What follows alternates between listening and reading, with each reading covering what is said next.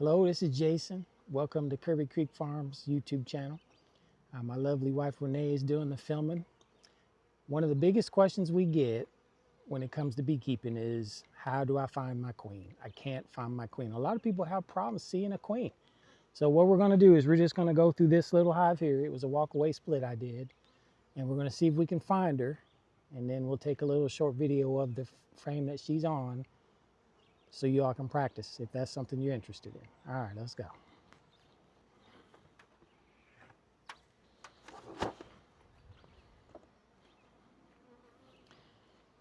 She shouldn't be in this top box. I have a queen excluder on. That's one reason why I like to run them. Is that way the queen is usually always in the bottom box. So you don't even have to worry, if you're looking for her, you don't even have to worry about the top box. Makes it a lot easier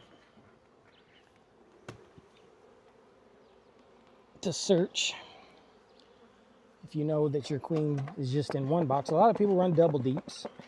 This is a single deep, and I do have a couple down there that are double, but I mostly use them as resource hives. I don't really use them for anything else. All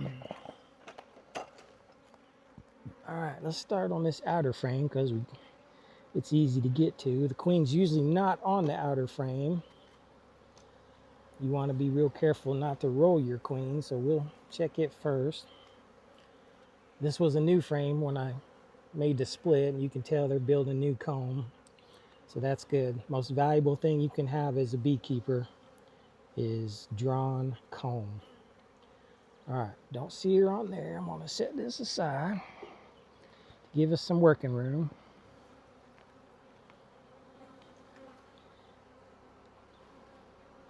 That way you can pull up every frame without worrying about rolling your queen. Watch where you put your fingers.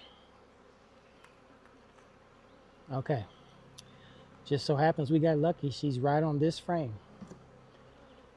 So we'll pan up and down the frame.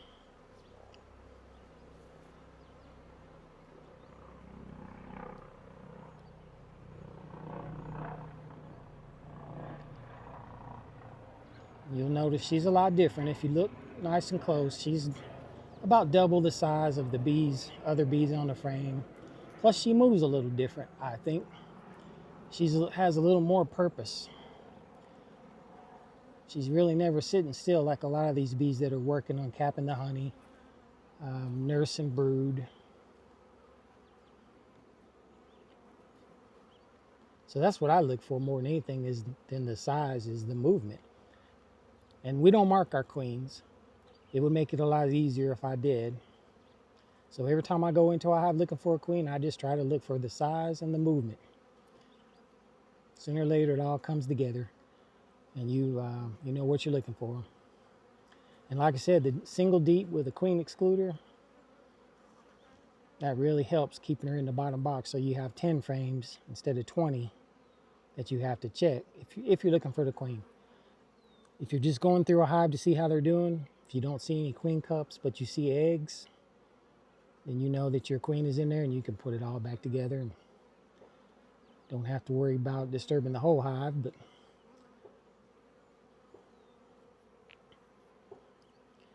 all right, if you haven't found her yet, here she is right here.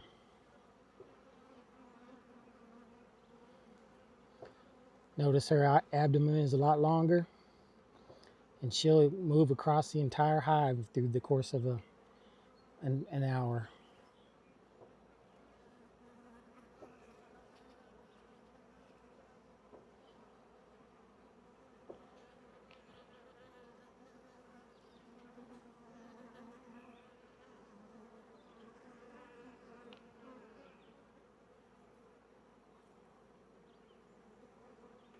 You can just get a good look at her, and you'll always know to look for that elongated abdomen compared to the other bees around her.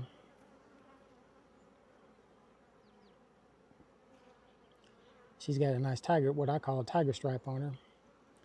A lot of our bees have that. I like that color pattern. They seem to do well. All right. That was our goal for this inspection, just to find the queen. Maybe give you a little tip or two to find it yourself if you if you're interested in that. And we don't have to go any further since we found her.